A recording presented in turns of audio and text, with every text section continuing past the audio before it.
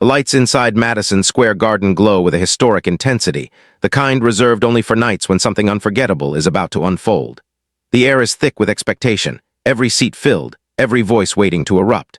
This arena has seen champions rise and fall, but tonight it plays host to a clash of precision, power, and pride.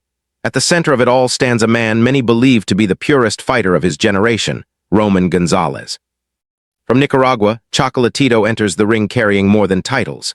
He carries a nation's hope, an unbeaten record, and a reputation built on relentless pressure and surgical violence.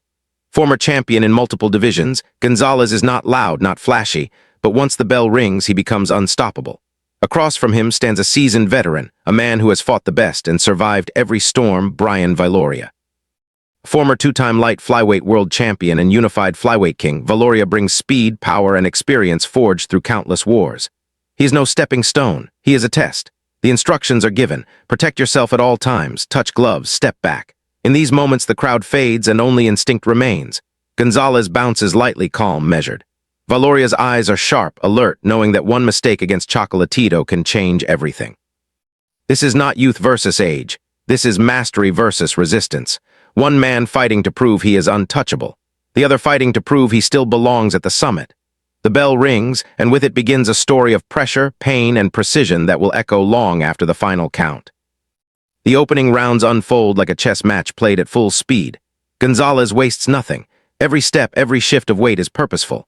His feet are wide, balanced, always under him, allowing him to strike without losing position.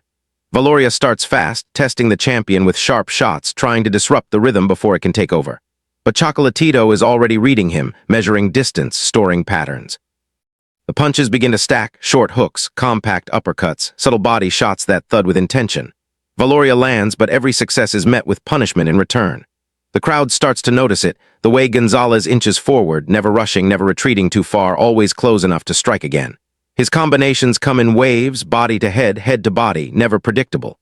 Viloria's speed keeps him competitive early, but the pressure is constant. The more he lands, the harder Gonzalez seems to come forward. By the third round, the tone begins to change. A short right hand slips through Viloria's guard, barely visible but devastating. For the first time in his professional life, Brian Viloria tastes the canvas. The arena explodes. It's not a flash knockdown, but a statement. Gonzalez doesn't celebrate, he resets. That's what makes him dangerous. He knows this fight is only beginning. Viloria rises, heart intact, pride burning, determined to answer back. But something has shifted. Chocolatito has found the range, and once he does, escape becomes nearly impossible. The early rounds belong to Gonzalez, not because of brute force, but because of control of distance, pace, and momentum. As the fight moves into the middle rounds, Gonzalez begins to impose his will fully. This is where champions separate themselves. The punches come faster now, heavier, layered with intent. Gonzalez attacks upstairs, then digs viciously to the body, folding Viloria's elbows inward, stealing his breath one shot at a time. The footwork is a masterclass, subtle steps, angles that trap Viloria near the ropes, cutting off escape before it even presents itself. Viloria fires back bravely, landing solid body shots of his own, refusing to surrender ground. But every exchange favors the champion. Gonzalez doesn't load up. He doesn't need to. His punches arrive with leverage, snapping through openings that barely exist. The crowd roars as combinations spill out 5, 6, 7 punches without pause. Viloria's face begins to show the cost of resistance. Swelling, redness, fatigue. His corner urges movement, angles, anything to break the rhythm. But Gonzalez is relentless.